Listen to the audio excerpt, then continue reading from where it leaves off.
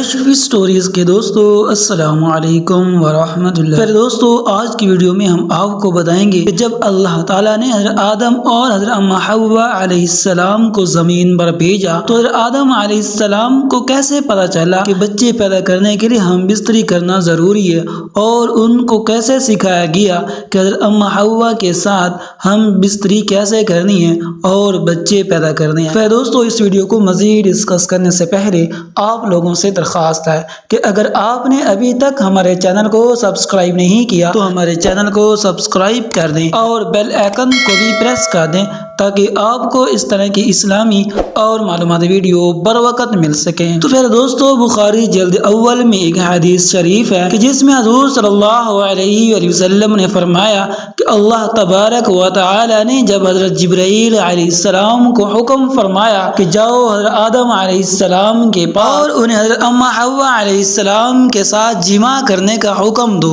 اور ہم بستری کے آداب سکھاؤ۔ حضرت آدم علیہ السلام کو حضرت اما حوا علیہ السلام سے ہم بستری کرنا کس نے اور کیسے سکھایا؟ حضرت سیدنا امام غزالی رحمۃ اللہ علیہ فرماتے ہیں کہ ہم بستری کرنا جنت کی لذتوں میں سے ایک لذت ہے۔ حضرت سیدنا جنید بغدادی رحمۃ اللہ علیہ فرماتے ہیں انسان کو جماع کی ایسی ضرورت ہے جیسے غذا کی۔ تو پھر دوستو جیسے کہ ہم سب جانتے ہیں کہ کھانا پینا انسان کی سب سے پہلی اور سب سے بڑی ضرورت ہے۔ اگر ہم کھانا پینا چھوڑ دیں تو ہمارا جسم اور صحت زیادہ عرصہ تک برقرار نہیں رہ سکے گی۔ بالکل اسی طرح سے کھانے پینے کے بعد میاں بیوی کی شرعی ملاقات یعنی ہم بستری نہایت ضروری عمل ہے۔ شرعی ملاقات کو ہم بستری، جماع یا میاں بیوی کا تنہائی میں محبت بھرا کام سر انجام دینا، جو بھی نام دینا چاہیں وہ درست ہوگا۔ جب آپ صحبت قائم کرتے ہیں تو آپ کو سکون اور خوشی محسوس ہوتی ہے، آپ بھی اپنے آپ سے پیار کرنے لگ جاتے ہیں۔ میاں بیوی کی جماع کے دوران ایسے ہارمونز خارج ہوتے ہیں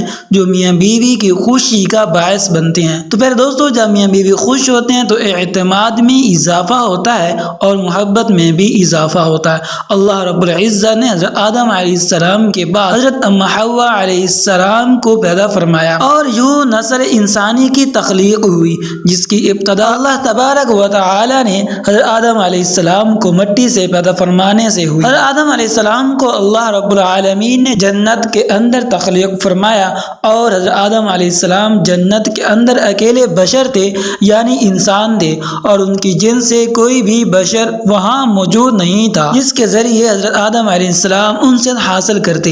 چنانچہ آپ اپنے دل کے اندر سوچا کرتے کاش میرا بھی ہم جنس بشر ہوتا تاکہ میں بھی اس سے انسیت حاصل کرتا۔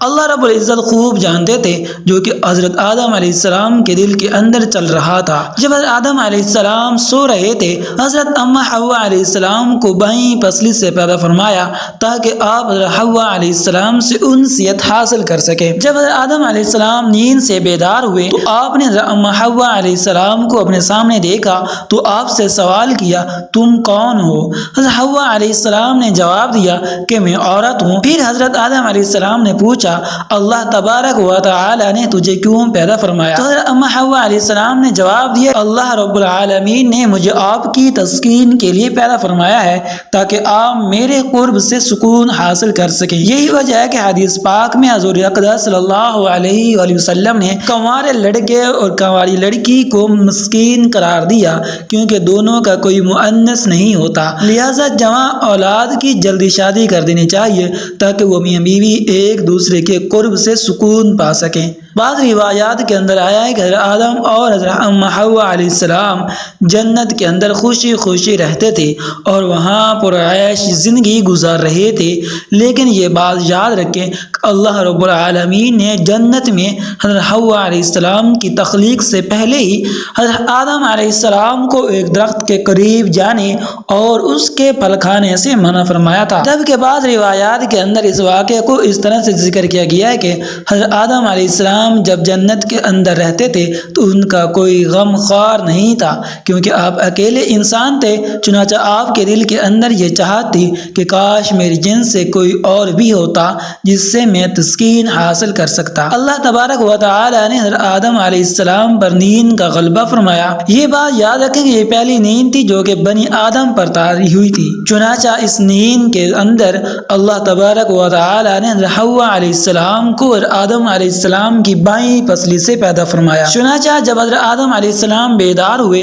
آپ نے اپنے سامنے ایک ایسی بشر عورت کو دیکھا جو کہ آپ سے بہت زیادہ مشابہت رکھتی تھی اور جن سے بشریت کے اندر بہت زیادہ حسین و جمیل تھی۔ چنانچہ حضرت آدم علیہ السلام نے جیسا ہی حضرت حوا علیہ السلام کو دیکھا تو آپ سب کچھ جان گئے کہ یہ کیوں اور کس وجہ سے پیدا ہوئی ہیں اور ان کا نام کیا ہے، کیونکہ اللہ تبارک و تعالی نے آپ کو پہلے ہی تمام چیزوں کا علم سکھا دیا تھا۔ چنانچہ پھر اس کے بعد فرشتے حضرت آدم علیہ السلام کے علم کا امتحان لینے کے لیے ان کے پاس آئے اور حضرت آدم علیہ السلام کو سلام کیا، اور حضرت آدم علیہ السلام کو سلام کرنے کے بعد فرشتوں نے پوچھا کہ یہ سامنے تمہارے جو مخلوق موجود ہے یہ کیا چیز ہے؟ آدم علیہ السلام نے ارشاد فرمایا یہ عورت ہے۔ چنانچہ پھر ان فرشتوں نے دوسرا سوال یہ کیا کہ اس عورت کا نام کیا ہے؟ آپ نے فرمایا کہ اس کا نام حوا ہے۔ اس پر فرشتوں نے پھر سوال کیا کہ ان کا نام حوا کیوں رکھا گیا ہے؟ حضرت آدم علیہ السلام نے جواب دیا کہ کیونکہ ان کو ایک زندہ انسان سے پیدا کیا گیا ہے، اسی وجہ سے ان کا نام حوا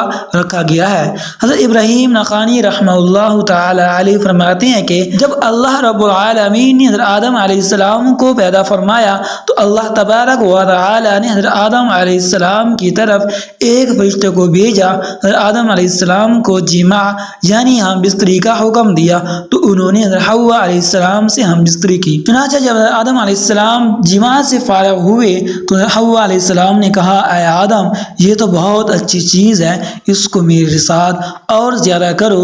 اس حوالے سے اس کی کوئی سند موجود نہیں ہے۔ یہ بعض روایات میں آتا ہے کہ حضرت آدم علیہ السلام کو جنت کا ممنوع پھل کھانے کی وجہ سے زمین پر اتار دیا تو کافی عرصہ تک ایک دوسرے سے جدا رہے۔ چنانچہ حضرت آدم علیہ السلام اللہ رب العالمین کی محبت اور اپنی خطا پر بہت زیادہ گریہ وزاری فرمایا کرتے تھے۔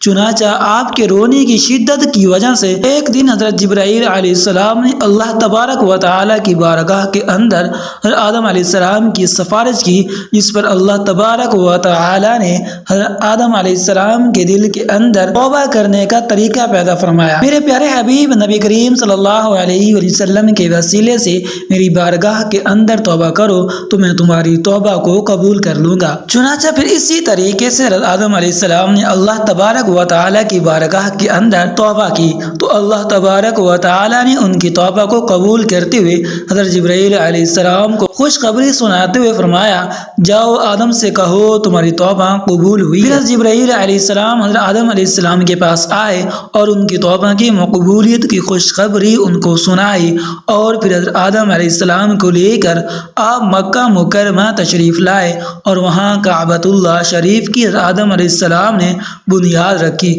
اور حجر اسود پتھر کو بھی نصب کیا جو کہ آپ کے ساتھ جنت سے آیا تھا۔ اس کے بعد حضرت آدم علیہ السلام حضرت حوا علیہ السلام سے میدان عرفات کے اندر دونوں کی ملاقات کروائی۔ چنانچہ عرصے کی دوری اور وقت اور دنیا کی تغیرات کی وجہ سے دونوں کے اندر کافی تبدیلیاں آ چکی تھیں، اس وجہ سے دونوں ایک دوسرے کو پہچان نہ سکے۔ اس پر حضرت جبرائیل علیہ السلام نے آپ دونوں کا تعارف کروایا۔ تو پھر دوستو حضرت آدم علیہ السلام اور حضرت حوا علیہ السلام اکٹھے رہنے لگے، لیکن حضرت آدم علیہ السلام کو جنت کے اندر حضرت حوا سے قربت کرنے سے منع کر دیا گیا تھا اور نہ ہی کسی قسم کے توالت اور تناسل کا سلسلہ شروع ہوا تھا۔ اس لیے حضرت آدم علیہ السلام اور حضرت حوا علیہ السلام علیحدہ علیحدہ سویا کرتے تھے۔ چنانچہ ایک مرتبہ اللہ رب العزت نے حضرت جبرائیل علیہ السلام کو حکم فرمایا کہ جاؤ اور حضرت آدم علیہ السلام کو حکم دو کہ وہ حضرت حوا علیہ السلام سے جماع کریں اور ان کو آداب مباشرت بھی سکھاؤ۔ چنانچہ حضرت جبرائیل علیہ السلام حضرت آدم علیہ السلام کے پاس تشریف لائے اور ان کو اپنی بیوی حضرت حوا علیہ السلام کے قریب ہونے کا حکم دیا اور ان کو آداب مباشرت بھی سکھائے اور انہیں اس بات کا حکم دیا کہ یہاں سے اٹھ کر حضرت حوا علیہ السلام کے بعد جا کر لیٹیں۔ چنانچہ حضرت آدم علیہ السلام نے ایسا ہی کیا، جس کے بعد حضرت آدم علیہ السلام جب واپس آئے تو حضرت جبرائیل علیہ السلام نے پوچھا کہ آپ نے اپنی بیوی کو کیسا پایا؟ تو حضرت آدم علیہ السلام نے ارشاد فرمایا کہ بہت اچھا پایا۔ تو پھر دوستو اس طرح کی بہت ساری روایات ہیں جو کہ مستند نہیں ہیں اور ان کے متعلق صحیح نہیں کہا جا سکتا لیکن یہ معقول ہے، لیکن اس کے بارے ہم یہ نہیں کہہ سکتے کہ یہ بالکل صحیح ہے، بلکہ ان کو امام بخاری نے منکر قرار دیا ہے۔ پھر دوستو امید ہے کہ یہ مختصر سی ویڈیو آپ کو پسند آئی ہوگی۔ تو پھر دوستو اگر یہ پسند آئے تو لائک کر دیں اور ایک اچھا سا کمنٹ کر دیں، اور اگر آپ نے ابھی تک ہمارے چینل کو سبسکرائب نہیں کیا تو ہمارے چینل کو سبسکرائب کر دیں اور بیل آئیکن کو بھی پریس کر دیں تاکہ آپ کو اس طرح کی اسلامی اور معلوماتی ویڈیو بر وقت مل سکیں۔